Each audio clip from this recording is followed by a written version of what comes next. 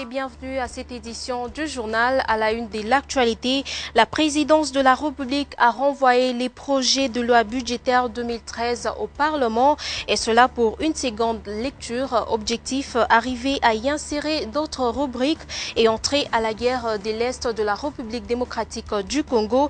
Les communiqués officiels y relatifs a été rendu public par les cabinets du chef de l'État. Et la journée du vendredi 4 janvier 2013 sera une journée chômée et payée partout en République démocratique du Congo. C'est la commémoration de martyrs de l'indépendance tués les dimanches 4 janvier 1959. Les détails dans cette édition du journal interprété pour vous en langage des sourds-muets par Job Kazadi. Et le chef de l'État vient de renvoyer les projets budgétaires 2013 au Parlement pour une seconde lecture. C'est le cabinet du président de la République qui a rendu public ce communiqué officiel. C'est un reportage d'Edouard Kankou. Analysé et adopté par les deux chambres du Parlement, le projet de loi budgétaire 2013 était sur la table du chef de l'État pour la promulgation. Le cabinet du président de la République a publié un communiqué officiel dans lequel le chef de l'État a renvoyé cette loi des finances publiques au Parlement pour une seconde lecture. Ceci en vertu de l'article 137 de la Constitution qui stipule que dans un délai de 15 jours de la transmission, le président de la République peut demander à l'Assemblée nationale et au Sénat une nouvelle délibération de la loi ou certains articles. Cette nouvelle délibération ne peut être refusée. De l'avis du chef de l'État, les députés et sénateurs doivent insérer dans ce projet de loi des rubriques relatives aux finances de la défense nationale. En sa qualité de garant de la nation, le président de la République veut que les efforts de guerre pour rétablir la paix à l'Est du pays soient pris en compte de manière sérieuse dans le projet de loi budgétaire exercice 2013. Le deuxième alinéa de ce même article fait savoir que le texte soumis à une seconde délibération est adopté par l'Assemblée nationale et le Sénat, soit sous la forme initiale, soit après modification à la majorité absolue des membres qui la composent. En attendant la seconde lecture de ce projet de loi, le gouvernement s'est réuni en Conseil des ministres avec comme point à l'ordre du jour la demande du gouvernement d'obtenir un crédit provisoire auprès du Parlement en vue d'assurer la continuité des institutions et exercices budgétaires 2013. Vendredi 4 janvier 2013, journée chômée et payée partout en République démocratique du Congo. L'on va commémorer les martyrs de l'indépendance tués les dimanches 4 janvier 1959, 54 ans après ces événements. Retournons dans l'histoire avec Consolat Kanja et Alex Chonga. Selon l'histoire, nous sommes le 4 janvier 1959, un dimanche, où l'autorité coloniale annule en dernière minute un meeting programmé par la BACO dans les installations de l'IMCA à Léopoldville, aujourd'hui place du 4 janvier à Kinshasa. Cette annulation provoque la colère et la frustration de ces partisans qui croiseront et seront vite rejoints sur leur chemin de retour par une foule nombreuse de supporters furieux de l'équipe de football V-Club. Et ces derniers sortaient du stade Roi-Baudouin, actuel Tata Raphaël, où leur équipe venait de perdre un match contre l'équipe Mikado.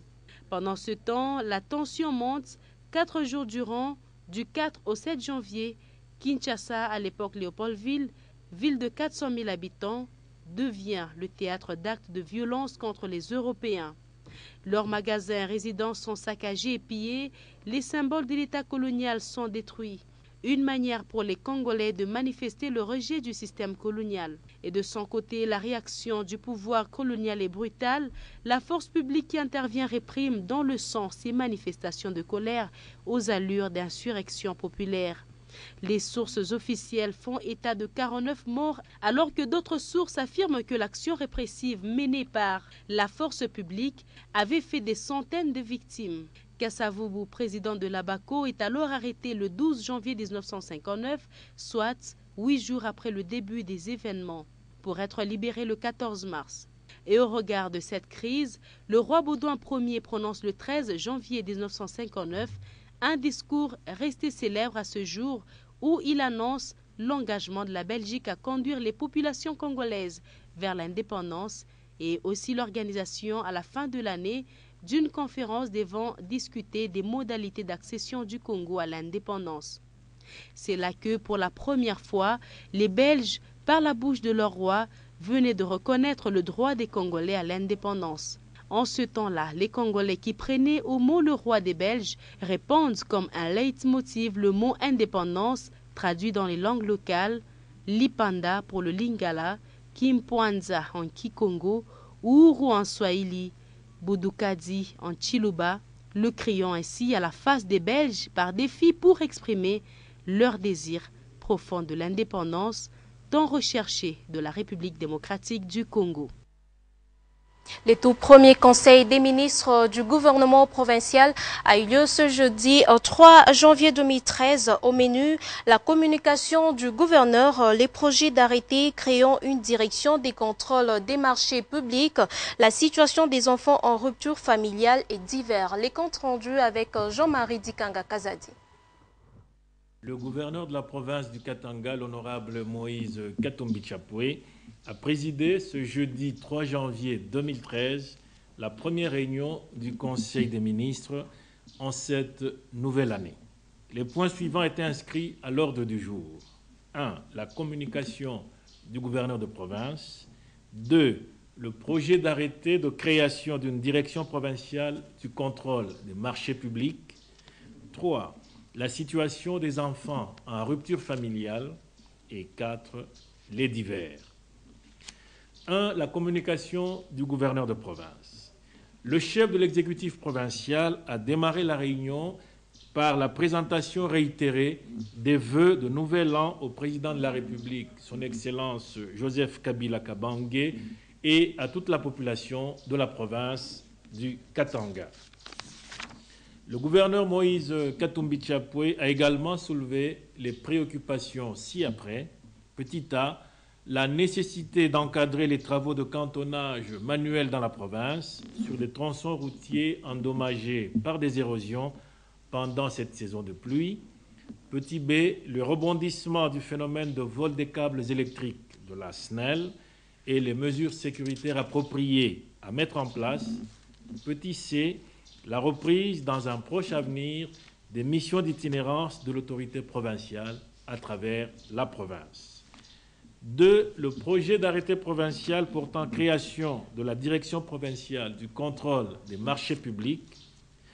Ce projet d'arrêté provincial présenté par le ministre provincial du Budget, Plan, Industrie et PMEA a été adopté moyennant quelques aménagements. Le Conseil provincial des ministres a par la même occasion recommandé au ministre du secteur que soit initié un projet d'arrêté complémentaire qui porterait sur la mise en place des cellules relevant de la nouvelle direction du contrôle des marchés publics et qui seraient affectées au gouvernorat et dans chaque ministère provincial. 3. La situation des enfants en rupture familiale. Madame la ministre provinciale du Genre, Famille et Enfants a fait le point de l'encadrement des enfants en rupture familiale internés au centre de formation de la Kassapa et au golfe Mounoua. Après échange, le Conseil a recommandé que soit renforcé le système de formation des jeunes qui ont 18 ans et plus à des métiers pratiques, notamment à travers le centre de Kanyama-KCC. Dans les divers, le ministre provincial de l'Intérieur, Décentralisation et Affaires coutumières a fait au Conseil le point sur l'invasion de la concession Chemaf par des inciviques qui y organisent le pillage des minerais. Le ministre du secteur a également souligné les dispositions sécuritaires prises pour faire face à cette situation. Le Conseil a recommandé au ministère provincial de l'Intérieur de consolider les dispositions sécuritaires prises pour décourager les voleurs de minerais et préserver ainsi la sécurité de la personne morale qu'est Chemaf. Commencé à 9h30, la réunion a pris fin à 12h35. Je vous remercie. La courtoisie routière se poursuit à Lubumbashi, ce temps accordé aux chauffeurs pour se mettre en ordre en rapport avec leurs documents et autres prendra fin les 31 janvier en cours. C'est une précision du patron de la PCR Lubumbashi, Henri Bachizi, au micro d'Antoine Roger Mbouimwamba. Donc nous espérons que on sera plus rigoureux de manière que qu'on donne le permis de conduire qu'à quelqu'un qui le mérite. Concernant la courtoisie, nous continuons la courtoisie parce que les documents, ou plutôt les communiqués du gouvernement provincial a fixé la fin de la courtoisie au 31 janvier 2013. Donc, nous continuons à observer cette période de courtoisie. Grosso modo, je dois tout de même dire que, comme j'ai insisté, que le problème majeur, c'est la personne du chauffeur. Donc, tout effort qui doit être fait doit être orienté vers la formation du chauffeur. La loi prévoit, notre code de la route prévoit en son article 8, alinéa 7, que l'apprentissage de la conduite et l'apprentissage des règles de circulation est obligatoire et doit se faire dans une auto-école. Ça sert à quoi que ça se fasse dans une auto-école? Il y a un double avantage à ce niveau-là, parce que non seulement on apprend à conduire le véhicule, mais aussi au même moment on apprend les règles de circulation. Après les bilans des cas d'accidents dressés par la PCR Lubumbashi, l'ivresse au volant et l'excès de vitesse a été à la base d'un accident de circulation ce jeudi 3 janvier 2013 dans la commune Kenya. C'est un reportage de Jean-Paul Malimba. L'ivresse au volant et l'excès de vitesse continuent à être à la base de certains accidents à Lubumbashi en ce début de l'année 2013. Le dernier cas est celui qui s'est passé sur l'avenue Basilique en face de la maison communale où un chauffeur a fini sa course à côté de la route dans un tranchée suite à l'ivresse au volant et il a failli même emporter la vie des vendeurs œuvrant au bord de la route principale. Il y a eu excès de vitesse et le monsieur qui était au volant était ivre. Et voilà la conséquence. Donc, quand vous conduisez, il ne faut pas boire. Et quand vous conduisez, il ne faut pas dépasser plus de 60 à l'heure. Il faut suivre, que ce soit la nuit, que ce soit pendant la journée. Maintenant, voilà les conséquences.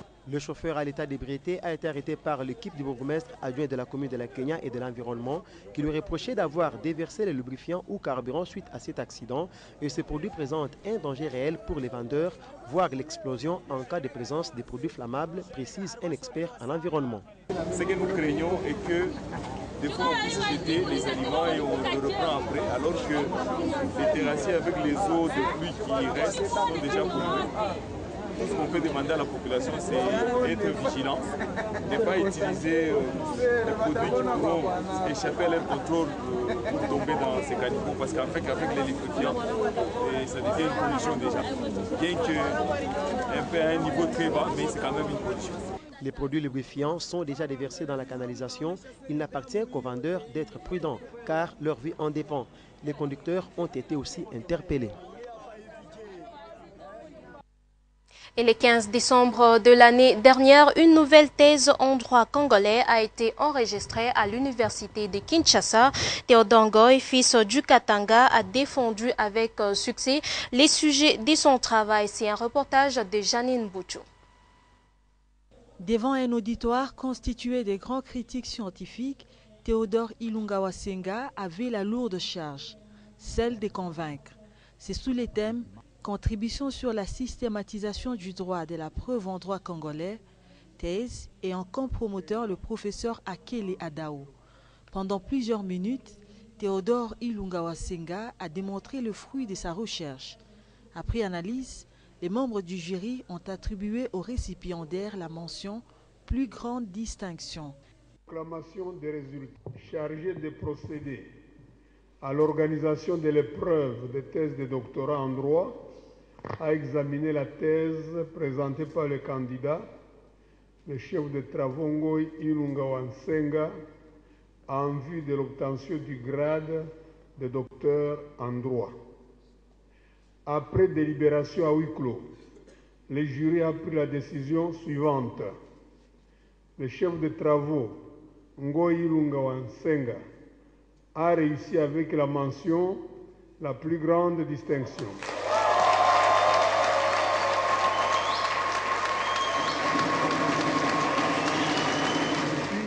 Le résultat, le produit de votre amour. Vous tous qui êtes venus parce que vous m'aimez, vous tous... Excusez-moi.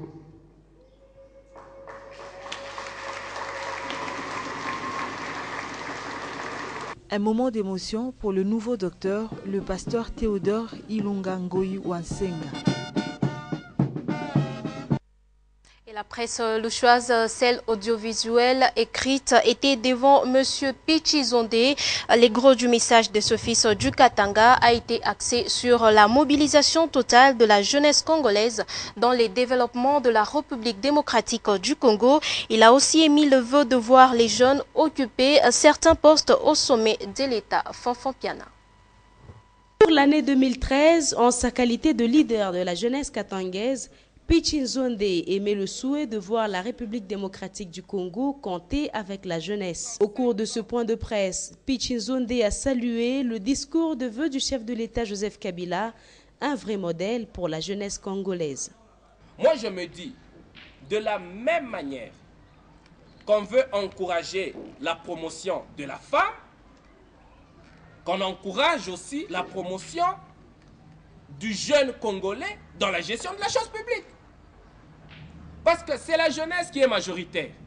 Si la jeunesse se retrouve, se sent écartée par rapport aux décisions de l'État, on ne consulte pas la jeunesse. Bon, comment voulez-vous que la jeunesse se mobilise lorsque le pays a un problème? C'est difficile. Pour lui, il est temps d'intégrer la jeunesse dans les instances de prise de décision. Si aujourd'hui, nous avons des jeunes capables de penser, capables de créer, capables de réfléchir au sein de notre gouvernement, j'ose croire que le Congo, il y aura une forte réussite selon la pensée du chef de l'État. Le secours viendra de l'Éternel. Mais l'Éternel ne passe aussi que par les hommes. Moi, je veux aller plus loin. Le Seigneur, pour la délivrance du Congo, passera par la jeunesse.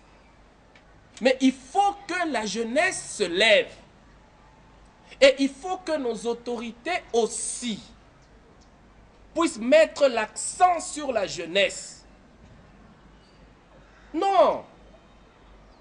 Nous voulons avoir des jeunes à 30 ans ministres. Nous voulons avoir des jeunes à 30 ans PDG. Nous voulons avoir des jeunes. En ce moment-là, les jeunes iront même à l'école. Pendant plus de 2 heures, plusieurs questions d'actualité, notamment la situation sécuritaire à l'est de la RDC, ont été abordées et développées par Pichi Zondé. Et pendant la période des festivités de fin d'année 2012, quelques incidents ont été enregistrés ici à Lubumbashi, cas illustratif dans la commune Katuba et dans la commune Kenya et Lubumbashi. L'heure était à l'évacuation des immondices. Suivez. Après les festivités, l'heure est à l'évacuation des immondices laissés par les fêtards dans différentes communes et d'évaluer les dégâts d'incidents enregistrés pendant cette période passée du 25 décembre 2012 au 1er janvier 2013. À la commune Katuba, le commissariat de la police a enregistré parmi les incidents un cas grave où un jeune homme a tabassé sa copine jusqu'à lui casser le bras, précision du commandant du cachot.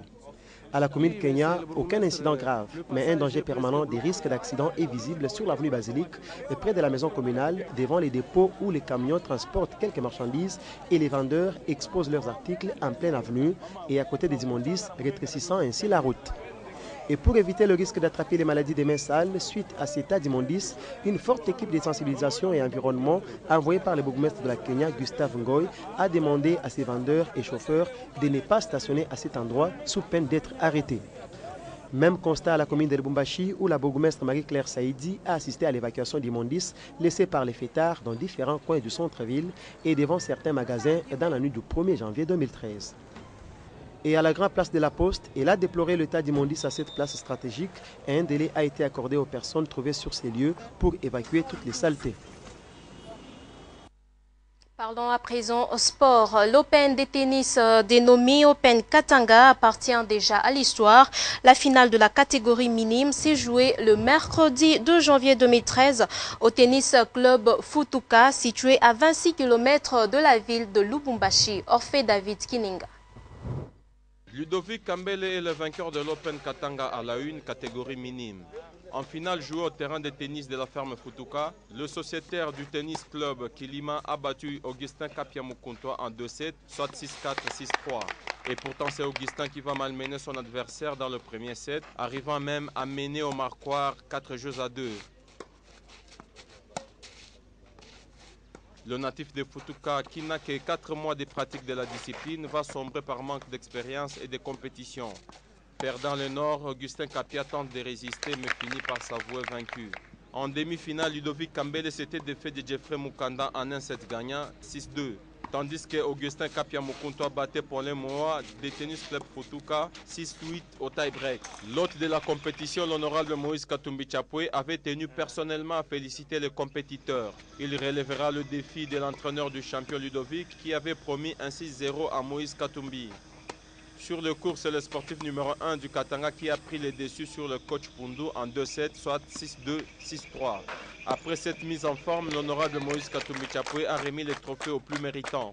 Mention spéciale au tennis club Futuka qui, en 4 mois seulement, a produit de vrais talents. Le staff technique a été primé, ainsi que le jeune tennis women.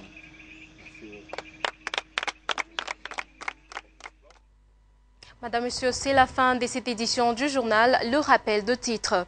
La présidence de la République a renvoyé les projets de loi budgétaire 2013 au Parlement et cela pour une seconde lecture. Objectif, arriver à y insérer d'autres rubriques et entrer à la guerre de l'Est de la République démocratique du Congo. Les communiqués officiels y relatifs a été rendu public par les cabinets du chef de l'État. Et la journée du vendredi 4 janvier 2013 sera une journée chômée et payée partout en République démocratique du Congo. C'est la commémoration de martyrs de l'indépendance tués le dimanche 4 janvier 1959. Merci de nous avoir suivis. Cette édition du journal a été interprétée en langage de sourd-muet par Job Kazadi. Je vous retrouve demain avec le même et réel plaisir de vous informer.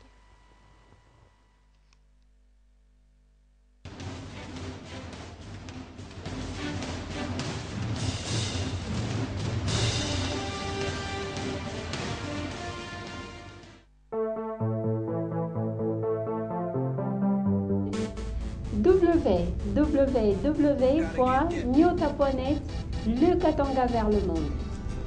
Nyota.net, une autre face d'information. Nyota.net, une autre source d'information en ligne.